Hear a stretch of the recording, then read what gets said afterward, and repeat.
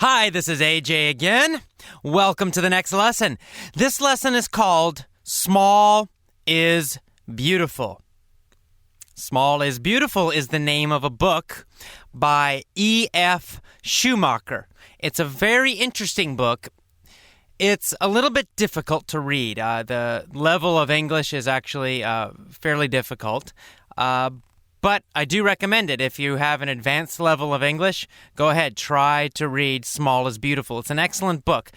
E.F. Schumacher was an economist, still is an economist, and he wrote Small is Beautiful to talk about the economic problems we have in the world. Now, this book was published back in the late 70s, I believe, and it has been updated more recently. But the basic idea of Small is Beautiful is that our economies in the world, our big businesses, have become too big, and they are not sustainable anymore. Too big. In other words, we're destroying the planet Earth because we are consuming too much.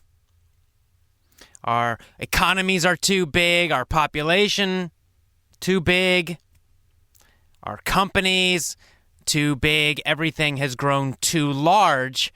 And his solution, as you might guess, is that we need smaller economies, more local economies, more green economies. So he was writing about this long before Al Gore and An Inconvenient Truth and a lot of other things which are quite common right now. But he was writing about these things way back in the 70s. He realized that we're going to have to make some changes. Our planet is being destroyed. We have to do something. And we need to start at the economic level. We have to change our economic system so that it is more human, so that it serves human beings, not just super large companies. And, of course, he talks about these economies and his solutions in a lot of detail. Like I said, he was an economist. He is an economist. So he has a lot of very detailed economic arguments, and he analyzes things from an economic viewpoint. It's very interesting. Today I want to read to you just a short passage from his book. And this book and this passage really talk about the key central core problem, in his opinion.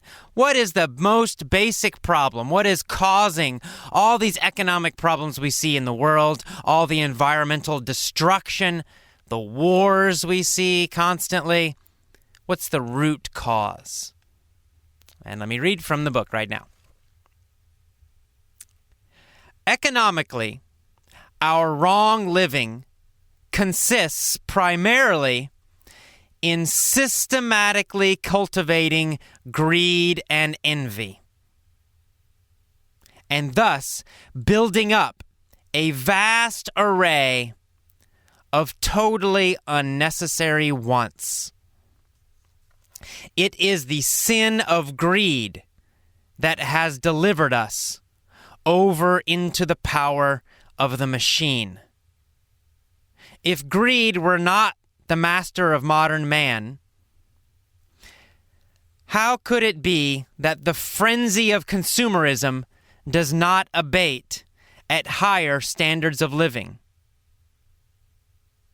And that it is precisely the richest societies which pursue their economic advantage with the greatest ruthlessness. How could we explain the almost universal refusal on the part of the rulers of the rich societies to work towards the humanization of work? Soul-destroying, meaningless, mechanical, monotonous, moronic work that is an insult to human nature. These are the facts which are neither denied nor acknowledged, but are met with an unbreakable silence, because to deny them would be too obviously absurd, and to acknowledge them would condemn the central preoccupation of modern society as a crime against humanity. Okay, I told you it would be difficult, and it is a little difficult. So let me explain a little of what this section means. What is he talking about? So he's saying that our problem, our modern problem economically in life, comes from greed and envy. Greed and envy are the problems. That our societies now cultivate greed and envy. Of course, cultivate means grow. So our societies, our cultures, all over the world are now growing greed and envy. They encourage greed and envy in people. People getting more greedy, more envious. And as people become more greedy and envious, they develop a lot of unnecessary wants. They start wanting more, always wanting more. So he said it's this sin, it's greed, this problem of greed, that has made us slaves to machines, is what he's saying, delivered us into the power of the machine. He's talking about it's made us slaves to our big companies, it's made us slaves to computers, to machines, to this modern life. We're not free anymore because of this greed and envy. And then he says that you see that it's true because the richest countries, the places where people have the most, such as the United States, they are the most ruthless about wanting more and more. So, in other words, there is never enough. The richest countries are the most brutal, the most tough, the most ruthless, trying to get even more and more. So he's saying it never ends, right? If someone's very rich, then they want even more money. It never stops. And he says the other problem is that people who aren't rich, they are stuck in soul-destroying jobs, that work is mostly meaningless, mechanical, monotonous, and moronic. Moronic means stupid. In most of the world, most jobs, most work is just horrible. Now, you may like your job, but of course he's thinking about all the thousands of people, for example, in China working in terrible factories. Well, millions, not thousands. Millions and millions. All over the world, poor people working horrible jobs, terrible jobs, soul-destroying jobs, the jobs that destroy their health and their life and their happiness. So he's saying these are facts. Everybody knows they're true, but there's an unbreakable silence about them. So he's saying people don't talk about it. You don't hear about this on the news. People don't talk about all the horrible job and work conditions for most people in most countries. There's silence about it. Nobody talks about it. They don't condemn it because that's absurd. That's crazy. They can't condemn it. They can't say it's not true because everybody knows it is true. But they can't talk about it because then they would condemn the central preoccupation of our society. Preoccupation means what we think about, our goal. So he's saying that everybody just ignores it. We pretend it's not happening. So he's saying this is the problem.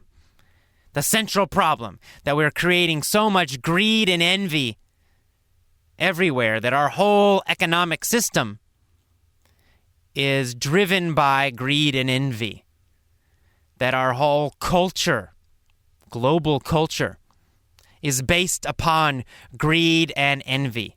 And that's what most advertising's about. That's what most of our whole economic systems and even our governments encourage it. Greed and envy in all our societies. And that it's destroying the planet, it's destroying our culture, it's destroying people and their jobs, it's destroying everything. So that's not a very happy thought, but I think he's probably right. I think we can all see that he's right. Now, luckily, the book is actually very positive. So he's talking about the problem here, and we all can see the problem, and it is a very terrible problem. And we all know that people are suffering everywhere in the world, working these horrible jobs. And we all know that greed and envy are controlling most of our governments, most of our countries, most of our societies.